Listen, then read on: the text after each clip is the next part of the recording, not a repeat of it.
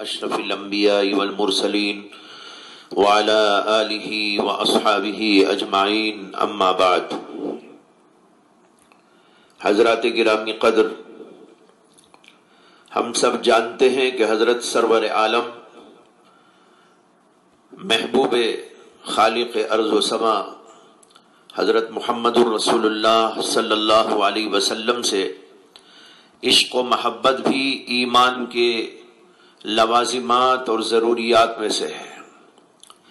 کوئی شخص اس وقت تک سچا اور پکا ایماندار اور مومن نہیں ہو سکتا جب تک کہ آپ علیہ الصلاۃ والسلام سے محبت نہ رکھے، اور محبت بھی کیسی ہو؟ ایسی کہ دنیا کے تمام رشتے و تعلقات اس پر قربان ہو جائیں، مال و دولت اس پر نثار اور دل و جان اس پر نچھاور ہو جائے،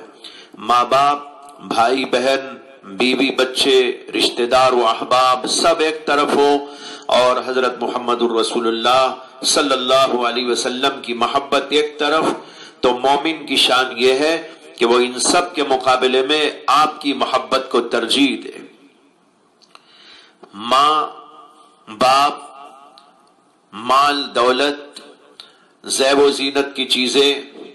آرام اور راحت کے اسباب، مزیدار کھانے، مشروبات اور بہترین ملبوسات، شاندار اور فلک بوس عمارات، ہر چیز کو وہ محبت اور عشق نبوی میں قربان کرنا اپنا فریضہ سمجھتا ہے، اور اسی کے ساتھ اس کی طبیعت بھی اس کا تقاضا کرتی ہے۔ حدیث میں اسی کو ان الفاظ سے تعبیر فرمایا گیا ہے۔ اللہ کے رسول علیہ الصلاۃ والسلام فرماتے ہیں، لا یؤمن احدکم حتی اکون احب الیہ من والدہ وولدہ والناس اجمعین، یعنی تم میں سے کوئی شخص اس وقت تک سچا اور پکا مومن نہیں ہو سکتا جب تک کہ میں اس کے نزدیک اس کے باپ سے زیادہ، اس کی اولاد سے زیادہ اور تمام لوگوں سے زیادہ محبوب نہ ہو جاؤں۔ ایک اور حدیث میں یوں فرمایا اللہ کے نبی علیہ الصلاۃ والسلام نے کہ کوئی آدمی مومن نہیں ہو سکتا جب تک کہ مجھے اپنے اہل و عیال اور مال سے زیادہ محبوب نہ رکھے۔ ایک بار حضرت عمر رضی اللہ تعالی عنہ آپ کی خدمت میں حاضر ہوئے اور عرض کیا کہ یا رسول اللہ، آپ مجھے ہر چیز سے زیادہ محبوب سوائے میرے نفس کے، یعنی آپ کو میں ہر چیز سے زیادہ چاہتا ہوں، لیکن میرے نفس سے زیادہ آپ کی محبت میرے دل میں محسوس نہیں کرتا۔ اللہ کے نبی علیہ الصلاۃ والسلام نے فرمایا، خدا کی قسم جس کے قبضے میں میری جان ہے، تم مومن نہیں ہو سکتے جب تک کہ میں تمہارے نفس سے زیادہ تم کو محبوب نہ ہو جاؤں۔ ان احادیث سے بات نکلتی ہے کہ تمام مخلوقات میں ہر چیز سے زیادہ رسول اللہ صلی اللہ علیہ وسلم کی محبت ہونی چاہیے، اور یہ ایمان کا تقاضا ہے، بلکہ اصل ایمان ہے۔ علامہ نبوی ایک بہت عظیم محدث گزرے ہیں جنہوں نے مسلم شریف کی بہت بہترین شرح لکھی ہے، اور بھی بہت ساری حدیثی اور فقہی خدمات انہوں نے انجام دی ہیں۔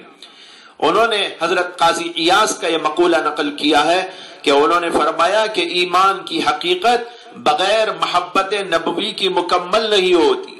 اور رسول اللہ صلی اللہ علیہ وسلم کی قدر و منزلت کو ہر والد، ہر بچے، ہر محسن، ہر فضل کرنے والے کی قدر و منزلت پر بلند کیے بغیر ایمان سے ہی نہیں ہوتا۔ اور جو شخص اس بات پر عقیدہ نہ رکھے اور اس کے سوا دوسری بات پر عقیدہ رکھے، وہ مومن ہی نہیں ہو سکتا۔ معلوم ہوا کہ حب نبوی اصل ایمان ہے، جس طرح اللہ کی محبت اصل ایمان ہے، اور جیسے محبت الہی کے بغیر ایمان صحیح نہیں ہوتا، بالکل اسی طرح محبت نبوی کے بغیر بھی ایمان کا تحقق نہیں ہوتا۔ اس کے بعد ایک اہم نکتہ اس سلسلے میں سمجھ لیں، وہ یہ کہ ابھی جو احادیث میں نے بیان کی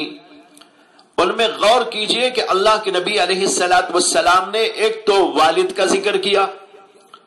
دوسرے اولاد کا ذکر کیا، اور تیسرے دیگر لوگوں کا ذکر کیا۔ لا یؤمن احدکم حتی اکون احب الیہ من والدہ وولدہ والناس اجمعین۔ 3 چیزوں کا ذکر کیا اور ان سب کی محبت سے زیادہ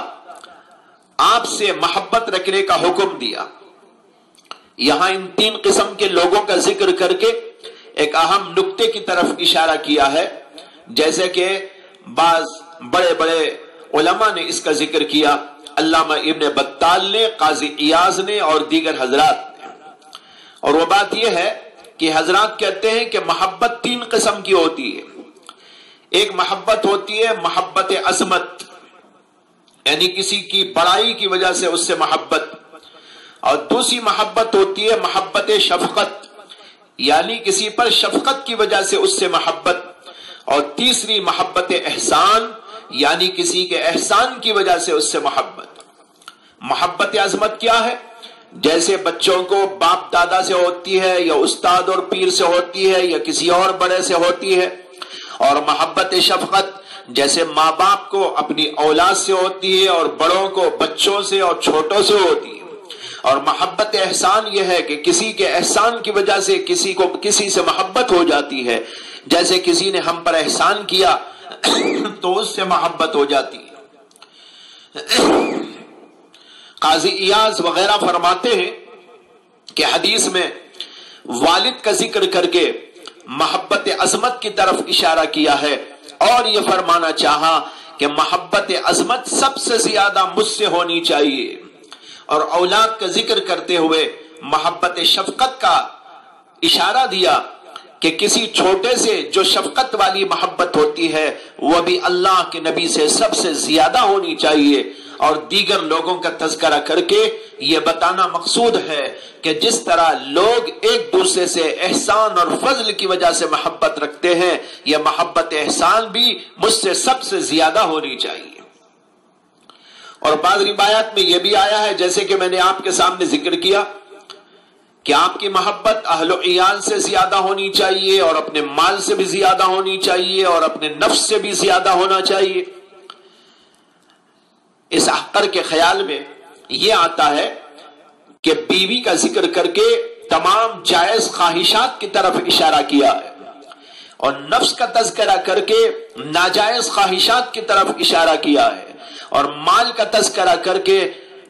دنیاوی ساز و سامان اور مادی اسباب کی طرف اشارہ کیا ہے. تو حدیث کا مطلب یہ نکلا کہ تمام جائز اور ناجائز خواہشات اور تمام دنیاوی اسباب اور ساز و سامان اور دیگر چیزوں سب سے زیادہ جب تک محمد صلی اللہ علیہ وسلم سے محبت نہ ہوگی اس وقت تک کوئی شخص کامل مومن نہیں ہو سکتا.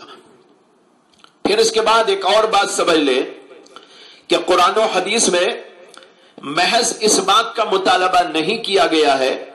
کہ اللہ کے نبی علیہ الصلوۃ والسلام سے محبت رکھی جائے،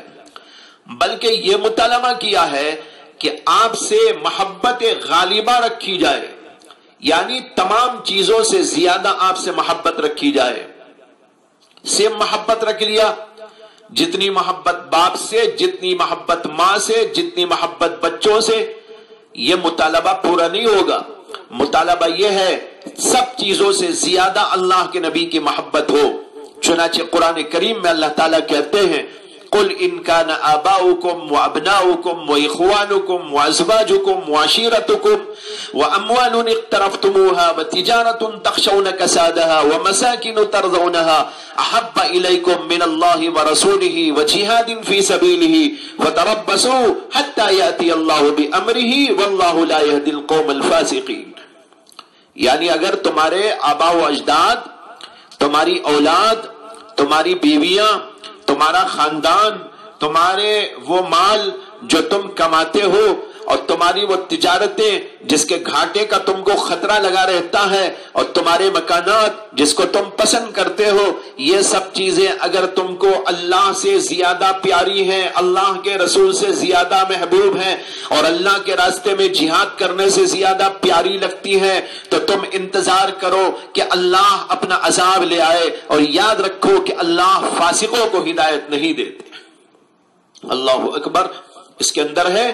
اللہ سے زیادہ، اللہ اور اللہ کے رسول سے تمام چیزوں سے زیادہ محبت ہونی چاہیے. اس آیت میں یہ مطالبہ ہے کہ اللہ اور اللہ کے رسول کو سب چیزوں سے زیادہ محبوب رکھو۔ اگر کوئی شخص اللہ و رسول سے اتنی ہی محبت کیا جتنی کہ ماں باپ سے اور اپنی اولاد سے یا بیوی بچوں سے، مال دولت سے، تجارت الملازمت سے محبت کرتا ہے تو وہ بھی اسی وعید میں داخل ہو جاتا ہے۔ لہذا آپ سے محبت غالب ہونی چاہیے، اور اس محبت کا ثمرہ اور نتیجہ یہ ہے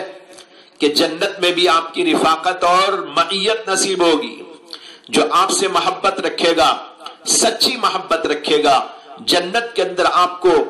آپ سے معیت نصیب ہوگی، آپ کی رفاقت نصیب ہوگی۔ جیسے کہ بخاری وغیرہ کتابوں میں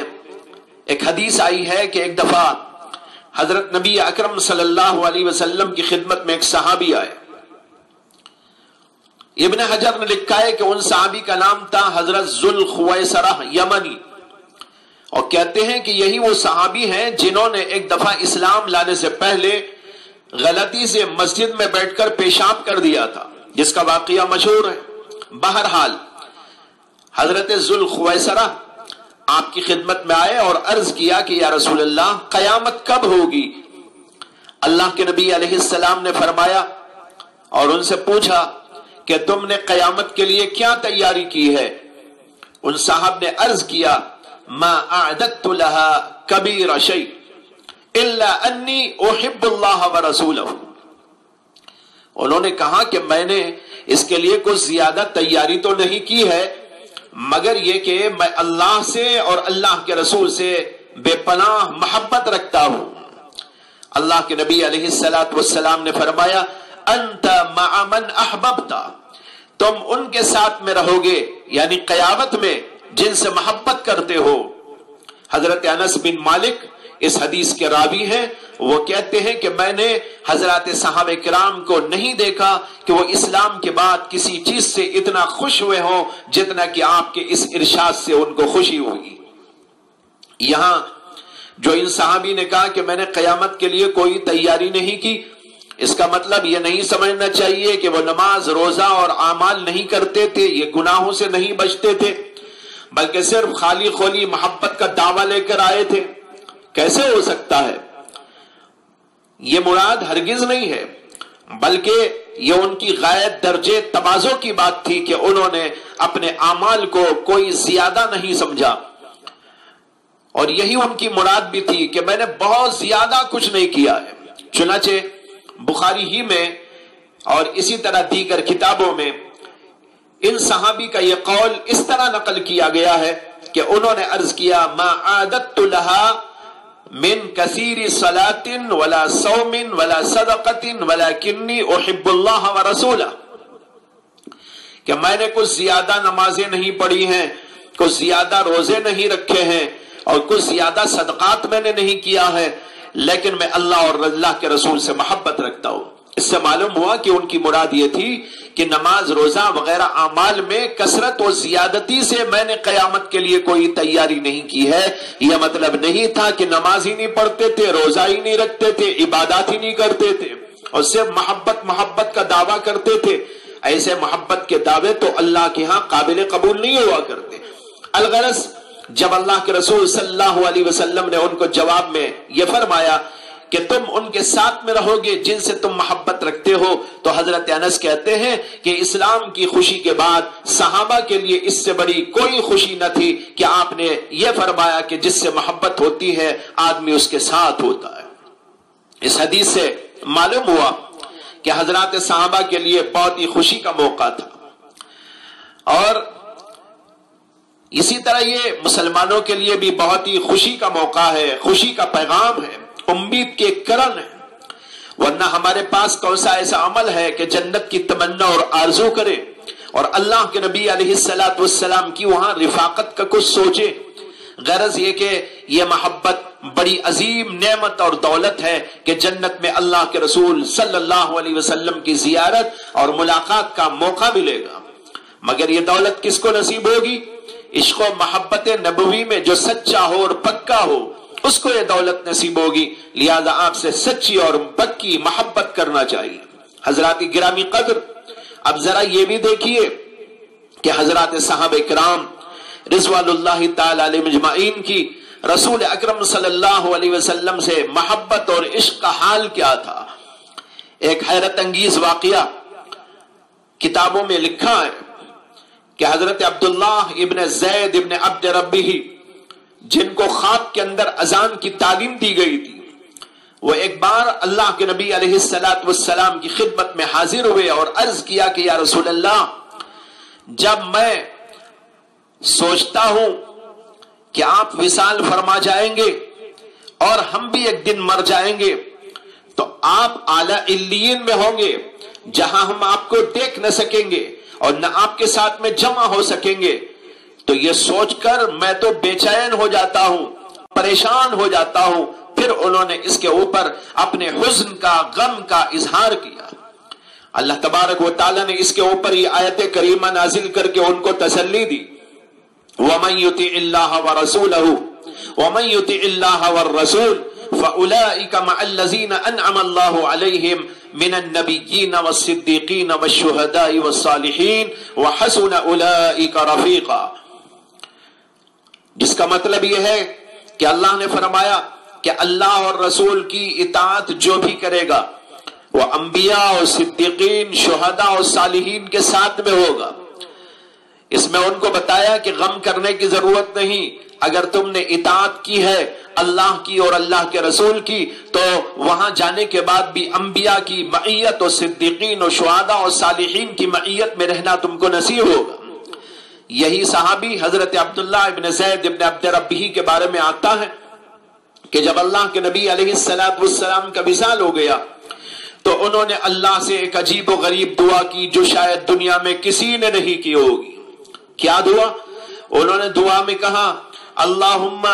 اعمنی حتی لا ارا شیئا بعدا۔ اللہ اکبر۔ انہوں نے دعا میں کہا کہ اے اللہ اب مجھ کو اندھا کر دیجئے،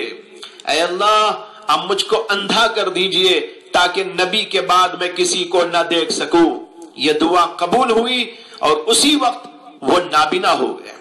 اللہ اکبر، کیا عشق تھا محبوب دو عالم صلی اللہ علیہ وسلم کے ساتھ کہ آپ کے بعد اپنی آنکھوں سے کسی کو دیکھنا نہیں چاہتے تھے۔ گویا یہ آنکھیں صرف اس لیے تھی کہ محبوب کا دیدار ہوتا رہے اور آپ کی زیارت کیا کرے، اور جب آپ کے وصال کے بعد اس کا امکان نہ رہا تو آنکھوں کی ضرورت ہی ان کو محسوس نہیں ہوئی۔ ایک صحابی ایک دفعہ اللہ کے نبی علیہ السلام کی خدمت میں حاضر ہوئے اور عرض کیا کہ اللہ کے رسول، آپ مجھے میرے اہل و عیال اور مال سب چیزوں سے زیادہ محبوب ہیں، میں یاد کرتا ہوں آپ کو تو صبر نہیں آتا، بس میں آپ کی خدمت میں آتا ہوں اور آپ کی زیارت کر لیتا ہوں اور اس سے مجھ کو تسلی مل جاتی ہے، اور جب میں آپ کے وصال کو اور میرے مرنے کو سوچتا ہوں تو پریشان ہو جاتا ہوں، کیونکہ جانتا ہوں کہ آپ جنت میں نبیوں کے ساتھ بلند درجات میں ہوں گے اور میں وہاں آپ کو دیکھ نہ سکوں گا۔ ان صحابی کی اس کیفیت پر اللہ نے یہ آیت نازل کی جو ابھی اوپر آپ کو سنائی گئی۔ ایک اور صحابی کے بارے میں آتا ہے جن کا نام ہے حضرت ثوبان، جو اللہ کے رسول علیہ السلام کے آزاد کردہ غلام ہیں۔ ان کی حضرت نبی اکرم صلی اللہ علیہ وسلم کے عشق و محبت میں کیا حالت ہو گئی تھی کہ ایک دفعہ حاضر خدمت ہوئے، رنگ بدلا ہوا تھا، جسم نحیف اور کمزور ہو گیا تھا، چہرے پر غم اور حزن کے آثار تھے۔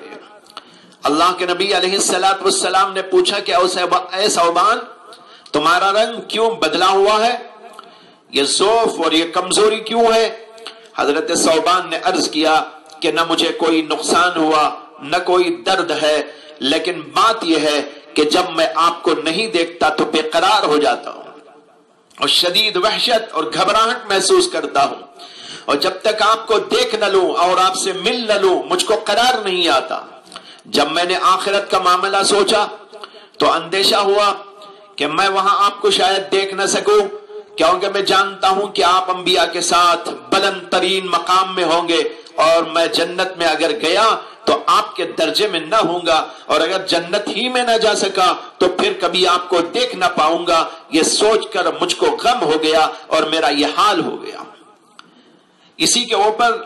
ایک روایت کے مطابق یہ آیت نازل ہوئی، وَمَن يُطِعِ اللَّهَ وَالرَّسُولَ فَأُولَٰئِكَ مَعَ الَّذِينَ أَنْعَمَ اللَّهُ عَلَيْهِمْ مِنَ النَّبِيِّينَ وَالصِّدِّيقِينَ وَالشُّهَدَاءِ وَالصَّالِحِينَ۔ مگر یہاں ایک بات یاد رکھے کہ اس آیت سے یہ بتایا گیا ہے کہ جن کے دل عشق و محبت نبوی سے سرشار ہوں گے ان کو وہاں آپ کی زیارت اور ملاقات کا موقع ملے گا۔ اس کا مطلب یہ نہیں کہ محبت والے آپ کے درجے میں ہوں گے، بلکہ اس کا مطلب یہ ہے کہ آپ کے ساتھ وہاں اٹھنا بیٹھنا اور آپ کی زیارت اور ملاقات کا موقع دیا جائے گا۔ ایک ہی درجے میں رہنا مراد نہیں ہے، لیکن یہ بھی کیا کم دولت ہے کہ آپ سے محبت کے نتیجے میں آپ کی زیارت اور ملاقات کا شرف مل جائے۔ خدا کی قسم اگر کچھ نہ ملتا اور جنت میں صرف یہی دولت اور نعمت مل جاتی تو یہ بھی بہت سستا سودا تھا۔ پھر ایک اور بات یہاں سمجھ لیں کہ اس آیت اور اس کے شان نزول سے دو باتیں معلوم ہوئی۔ ایک تو یہ کہ نبی علیہ السلام کے ساتھ عشق و محبت کا ثمرہ یہ ہوگا کہ اللہ کے رسول صلی اللہ علیہ وسلم اس عشق و محبت رکھنے والے کو جنت میں بھی اپنی معیت اور صحبت کا موقع دیں گے، یہ اللہ کی طرف سے اس کے لیے عنایت ہوگی۔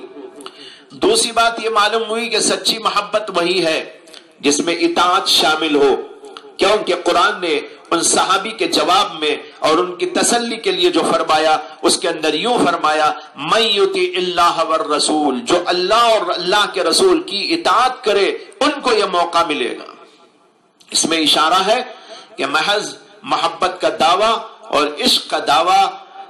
کافی نہیں ہے، بلکہ محبت کے ساتھ اطاعت بھی ہونی چاہیے، تب جا کر یہ دولت حاصل ہوگی، ورنہ اللہ تبارک و تعالی ان صحابی کے جواب میں صرف یوں فرما دیتے، من یحب اللہ والرسول فاولئک مع الذین انعم اللہ علیہم، لیکن اس کے بجائے اللہ نے اس کے جواب میں یوں کہا، من یطع اللہ والرسول۔ اب یہ دیکھیے کہ آپ سے محبت کے لیے جو اسباب ہیں وہ سب کے سب اللہ کے نبی کے اندر جمع ہیں، جو کسی کو مقام محبوبیت تک پہنچاتے ہیں، اور پھر ہر سبب جو آپ کے اندر اس کا پایا جاتا ہے وہ اعلی وجہ کمال پایا جاتا ہے۔ جمال کو دیکھو تو آپ بے مثال ہیں، کمال کو دیکھو تو آپ بے نظیر ہیں، عطا اور بخشش کو دیکھو تو آپ لاسانی ہیں، آپ کی ہر چیز نرالی ہے، ہر چیز عجیب ہے، لہذا خدا تعالیٰ کے بعد سب سے زیادہ چاہے جانے اور محبت کیے جانے کے قابل کوئی ہے تو وہ اللہ کے نبی علیہ السلام کی ذات ہے۔ اب میں نہایت مختصر طریقے پر آپ کے سامنے آپ کے حسن و جمال کا اور آپ کے کمال کا اور آپ کی عطا اور بخشش کا تذکرہ کروں گا۔ حضرات سب سے پہلے لیجئے آپ کے حسن و جمال کو۔ حسن و جمال پر لوگ فریفتہ ہوتے ہیں، اللہ کے حسن و جمال کے بعد کائنات میں سب سے زیادہ حسین و جمیل اللہ کے نبی علیہ السلام، چنانچہ حسن و جمال کے لحاظ سے آپ کی کوئی مثال نہیں۔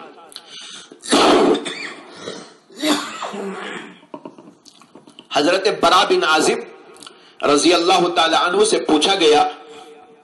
کہ کیا رسول اللہ صلی اللہ علیہ وسلم کا چہرے انور تلوار کے مانند چمکدار تھا؟ تو حضرت برا نے عجیب جواب دیا، انہوں نے کہا نہیں، بلکہ آپ کا چہرے انور تو چاند کی طرح تھا۔ یہ بخاری کی روایت ہے۔ ایک صحابی حضرت کعب بن مالک فرماتے ہیں کہ جب آپ خوش ہوتے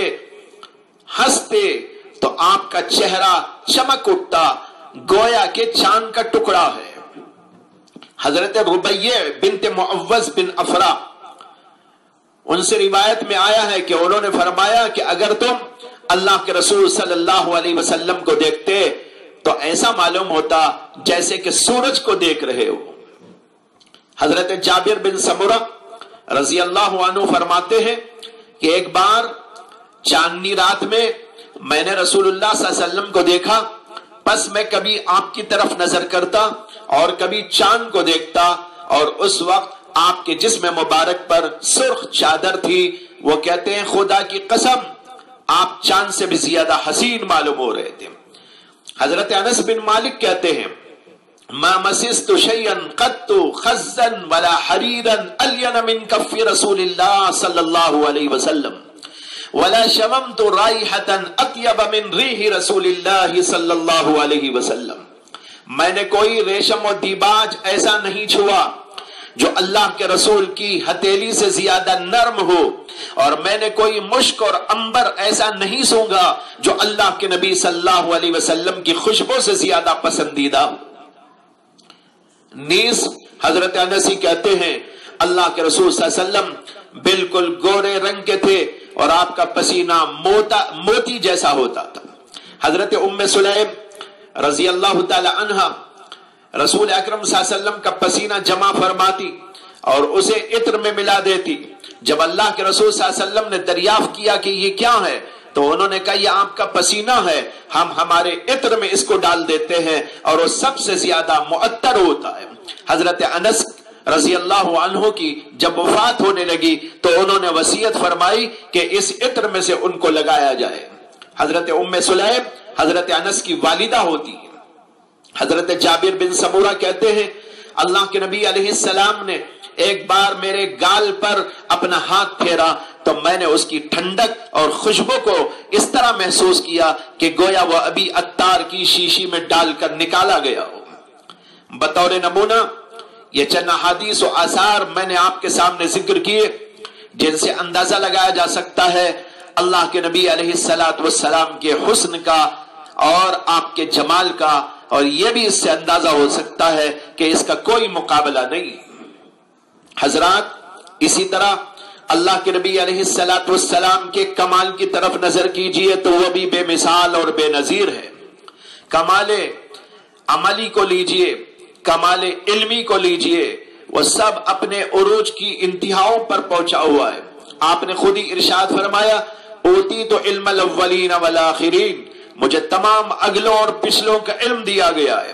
اور یہ کمال علمی دلیل ہے آپ کے عقل کے کمال کی، کیونکہ علمی کمال بغیر عقل کے ممکن نہیں ہوتا۔ اسی طرح آپ کو ایک کمال فصاحت لسانی کا دیا گیا، زبان آپ کو عجیب و غریب دی گئی، آپ سب انسانوں میں سب سے زیادہ فصاحت والے انسان تھے اور اس میں آپ بے نظیر تھے، حتیٰ کہ حضرات صحابہ کو بھی دقت کبھی پیش آتی تھی، اور آپ کی انتہائی فصیح اور بلیغ زبان جو انتہائی کمال عروج کو پہنچی ہوئی تھی وہ سمجھ نہ سکتے تھے، اس لیے بسا اوقات آپ کو بات بار بار دہرانی پڑتی تھی۔ حضرت عمر نے ایک دفعہ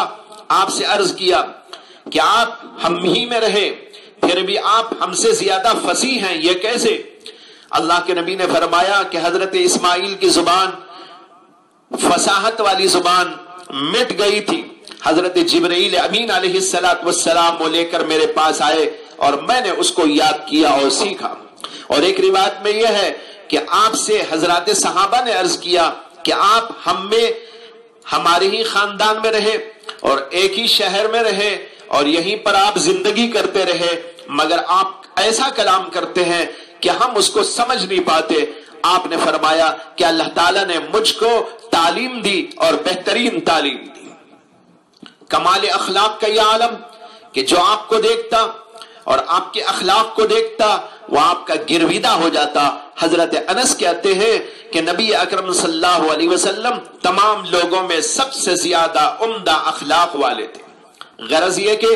کسی طرح کا بھی کوئی کمال ہو وہ آپ میں مکمل طور پر اور پورے طور پر پایا جاتا ہے۔ ایسے صاحب کمال کے بارے میں کیا خیال ہے؟ جبکہ معمولی سے معمولی کمال بھی باعث محبت ہوا کرتے ہیں، تو آپ سے محبت اور عشق بھی لازم اور ضروری ہے، اور آپ تمام مخلوق میں سب سے زیادہ باکمال ہیں، اسے محبت میں بھی سب سے زیادہ آپ کی محبت ہمیں ہونا چاہیے۔ اور رہا محبت کا تیسرا سبب عطا و نوال، بخشش، وہ بھی آپ کے اندر مکمل طور پر پایا جاتا ہے۔ آپ نے ظاہری و باطنی، مادی اور روحانی عطیات اتنے ہم کو عطا کیے، ساری کائنات کو عطا کیے کہ ان کا شمار کرنا دشوار ہے۔ سب سے بڑی بات یہ ہے کہ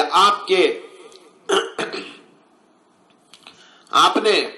ہمیں کائنات کی ساری دولتیں آپ ہی کے طفیل میں اللہ نے ہم کو عنایت کی ہے، اور آپ کی وجہ سے ہم سب کو مصائب اور آفات سے بچایا گیا ہے۔ حضرت ابن عباس رضی اللہ تعالیٰ عنہ نے فرمایا کہ آپ اجود الناس تھے، یعنی لوگوں میں سب سے زیادہ سخی تھے، اور یہ بھی آیا ہے کہ جو بھی آپ سے مانگا گیا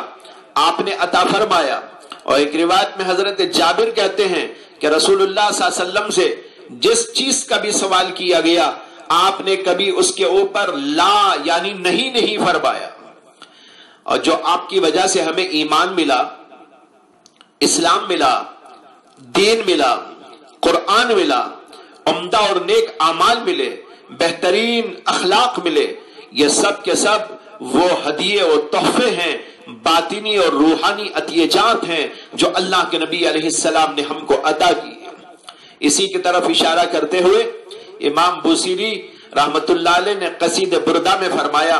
فَإِنَّ مِن جُودِكَ الدُّنْيَا وَذَرَّتِهَا وَمِنْ عُلُومِكَ علم اللوح والقلم، یعنی آپ ہی کی سخاوت میں سے یہ دنیا اور آخرت کی نعمتیں ہیں، اور آپ کے علوم میں سے لوح و قلم کا علم ہے۔ غرض آپ نے ہمیں دین و دنیا سب کچھ عطا فرمایا، تو آپ سے محبت کیوں نہ ہو؟ اس طرح آپ کی ذات تمام اسباب محبت آپ کے اندر جمع ہے، اس لیے آپ سے سب سے زیادہ محبت ہونی چاہیے، لہذا ہم سب کو آپ سے خوب محبت رکھنا چاہیے اور آپ کی اطاعت و تابعداری کرنا چاہیے۔ اسی میں ہماری دنیا اور آخرت دونوں کی بھلائی پوشیدہ ہے۔ اخیر میں دعا کرتا ہوں کہ اللہ تعالی ہمیں اپنی اور اپنے محبوب صلی اللہ علیہ وسلم کی سچی اور پکی محبت عطا فرمائے اور اس کے حقوق ادا کرنے کی بھی توفیق عطا فرمائے۔ وآخر دعوانا ان الحمد للہ رب العالمین۔